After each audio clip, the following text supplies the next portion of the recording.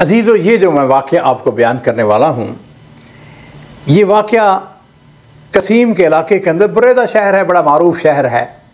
ایک سوڈانی اس واقعے کا راوی ہیں اور وہ خود اپنا واقعہ بیان کرتے ہیں، کہتے ہیں ایک لمبی مدت سے میں قسیم کے علاقے میں مقیم ہوں، میرا بچپن یہیں پہ گزرا، میری جوانی یہاں پہ گزری، میں ایک سعودی کے ساتھ مل کر تجارت کرتا آ رہا تھا، میں نے اپنی دکان بھی کھولی ہوئی تھی، ہماری آپس میں بڑی گہری دوستی تھی۔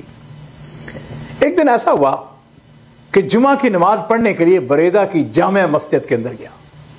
جمعہ کی نماز کے بعد عموماً نماز جنازہ مسجد کے اندر ہی پڑھائی جاتی ہے، تو کہتے ہیں کہ جب جمعہ ختم ہوا تو امام صاحب نے اعلان کیا، انہوں نے کہا کہ فلاں شخص وفات پا گیا ہے اور اس کا ہم جنازہ پڑھیں گے۔ کہتا ہے کہ میں صدمہ سے چیخ اٹھا، ارے یہ جنازہ یہ میرے سعودی دوست کا ہے جس کے ساتھ میں بچپن سے تجارت کرتا چلا آ رہا ہوں، اور میرا دوست ہے بچپن کا، کاروبار اکٹھے ہیں۔ خیر، جنازہ پڑھنے کے بعد ہم آگے بڑھے، اس کے بچوں سے پوچھا، کہنے لگے کہ رات کو انہیں سینے میں درد ہوئی، ہارٹ اٹیک ہوا، ہاسپٹل لے گئے، آنن فانن ان کی موت واقع ہو گئی۔ یقین جانیے مجھے اپنے دوست کی وفات سے بے حد صدمہ ہوا۔ ہم نے اپنے دوست کی ناش جو ہے کندھے پہ اٹھائی، اور بریدہ کی یہ مسجد جو ہے اس کے بالکل قریب ہی قبرستان ہے، سڑک کے اس پار۔ میں نے یہ مسجد بھی دیکھی ہوئی ہے اور وہ قبرستان بھی دیکھا ہوا ہے۔ بہرحال دوست کو دفنا دیا گیا، تعزیتی ایام جو ہیں وہ گزر گئے، اور پھر اس کے بعد جیسا کہ طریقہ ہوتا ہے دنیا کا، وہی طریقہ، وہی تجارت، وہی دوست، وہی کاروبار، وہی معاملات۔ اب میں نے یہ کیا کہ اپنے اس دوست کے بیٹوں کے ساتھ حسابات شیئر کیے۔ میرے ذاتی علم میں تھا کہ میرے اس دوست نے، سعودی دوست نے، ایک دوسرے سعودی کے 3 لاکھ ریال دے دے۔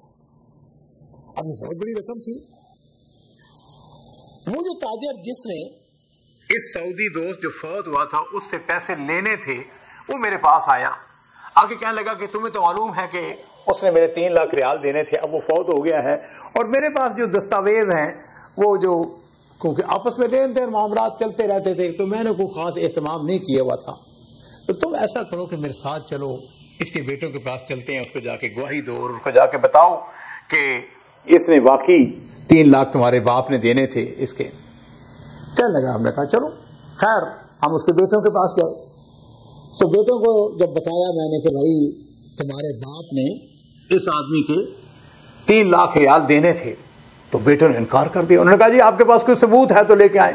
اب ثبوت کوئی واضح ثبوت تھا نہیں، جیسے کہ عام طور پر ہمارے ہاں کاروبار لینا دینا، ادھر سے چیز لی ادھر سے دے دی وغیرہ۔ خیر، اب وہ کہتا ہے کہ میں نے بیٹوں کو سمجھانے کی کوشش کی کہ تمہارا باپ جو تھا میرا دوست تھا، جاننے والا تھا، میں ذاتی طور پر جانتا ہوں کہ انہوں نے اس آدمی کے 3 لاکھ ریال دینے تھے۔ انہوں نے کہا نہیں جی، سوال ہی پیدا نہیں تھا، ہم تو کچھ نہیں دیں گے۔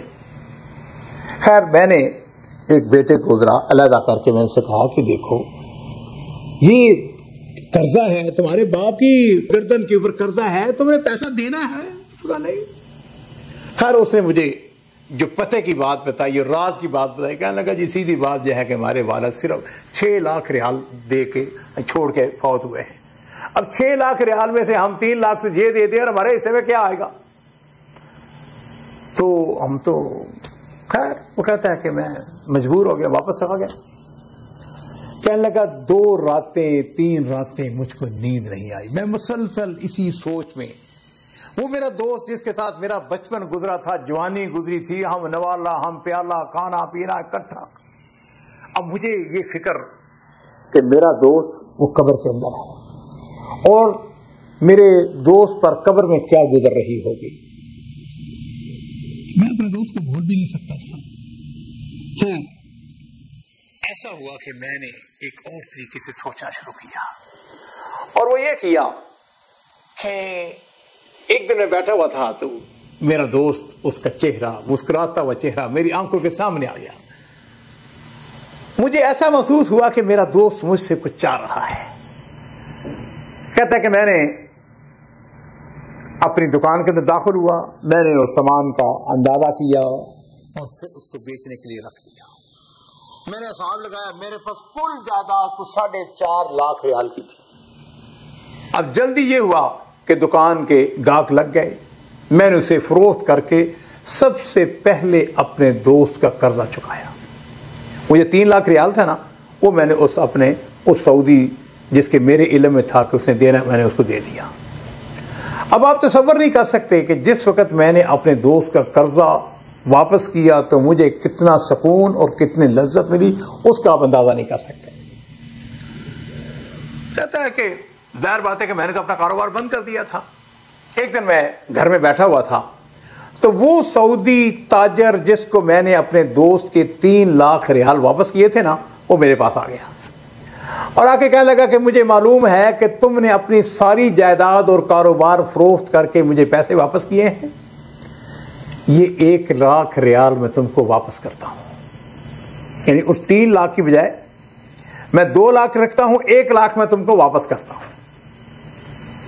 خیر، وہ آدمی جس کو میں نے 3 لاکھ ریال دیے تھے نا، وہ سعودی، وہ تاجر تھا، وہ جس جگہ بیٹھتا میرے اخلاق اور دوستی کے واقعات بیان کرتا، اور یہ ایک نادر بات تھی، جب بازار کے تاجروں کو میرے ایثار اور قربانی کے بارے میں علم ہوا تو ان میں سے ایک نے مجھے فون کیا، کہنے لگا بات سنو، میرے پاس 2 دکانیں ہیں اور اس کے پیچھے سٹور بھی ہے، مسودہ بھی ہے، میں تمہیں وہ دکانیں مفت پیش کرتا ہوں، تم ایسا کرو، تم نئے سرے سے اپنے کاروبار کا آغاز کرو۔ کہنے لگا کہ یہ بالکل نئی دکانیں بنی ہوئی ہیں، اور پھر اس نے مجھے قسم دی، کہنے لگا کہ تم مجھے 1 ریال بھی بطور کرایہ ادا نہیں کرو گے۔ اب وہ سوڈانی کہتا ہے کہ میں نے اسے اللہ کی طرف سے عطیہ سمجھ کر قبول کر لیا۔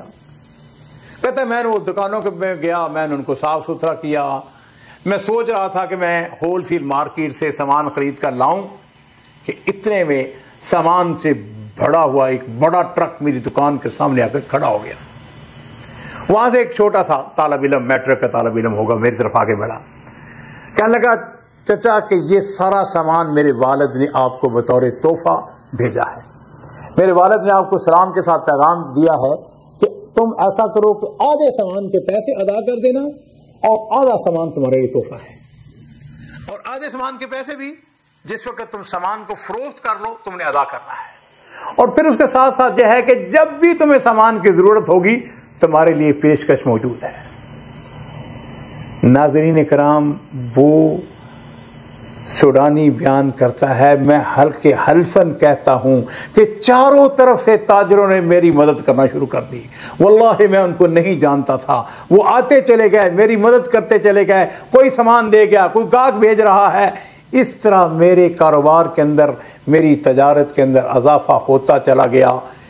اس واقعے سے پہلے میری حالت کو بہت اچھی نہیں تھی، لیکن الحمدللہ میری دن بدن پوزیشن جو ہے وہ بہترین چلتی چلی گئی۔ اور عزیزو، یہ 1436 ہجری کی بات ہے، یعنی آج سے صرف 6 سال پہلے کی بات ہے۔ اللہ تعالیٰ نے میرے کاروبار کے اندر اتنی ترقی دی کہ میں نے اپنے مال کی جو زکوٰۃ نکالی وہ 3 ملین ریال تھی، صرف زکوٰۃ، یعنی 30 لاکھ ریال میں نے بطور زکوٰۃ ادا کی۔ اس سے اندازہ کریں کہ میرے مال اور میرے سامان تجارت کے اندر اللہ تعالیٰ نے کیسے مدد فرمائی۔ اور یاد رکھیے عزیزو، اولاد بہت بڑی نعمت ہے، اس سے بڑی نعمت کوئی نہیں دنیا کے اندر۔ ان کی تربیت کیجیے اسلام کے اوپر، قرآن کے اوپر، اور اس سعودی کی وفاداری کو بھی دیکھیے کہ نبی کریم صلی اللہ علیہ وسلم میرے ماں باپ قربان ہوں، آپ نے وہ حدیث کے سبعۃ یظلھم اللہ یوما لا ظل الا ظلہ، اس کے تحت فرمایا کہ رجلان تحابا فی اللہ اجتمع علیہ وتفرق علیہ۔ یہ آدمی وہ سوڈان کا رہنے والا، وہ سعودی عرب کا رہنے والا، لیکن آپس میں اللہ کے لیے محبت تھی، اور اس کے لیے اس نے اس کی وفات کے بعد اس کا قرضہ واپس کیا۔ اللہ تعالیٰ نے اس کو اپنے فضل و کرم سے لاکھوں نہیں کروڑوں عطا فرمائے۔ وَسَارِعُوا إِلَىٰ مَغْفِرَةٍ مِّن رَّبِّكُمْ وَجَنَّةٍ عَرْضُهَا السَّمَاوَاتُ وَالْأَرْضُ أُعِدَّتْ لِلْمُتَّقِينَ الَّذِينَ يُنفِقُونَ فِي السَّرَّاءِ وَالضَّرَّاءِ وَالْكَاظِمِينَ الْغَيْظَ وَالْعَافِينَ عَنِ النَّاسِ وَاللَّهُ يُحِبُّ الْمُحْسِنِينَ۔ محسن بنے، اللہ تعالیٰ مجھے اور آپ سب کو محسن بنائے۔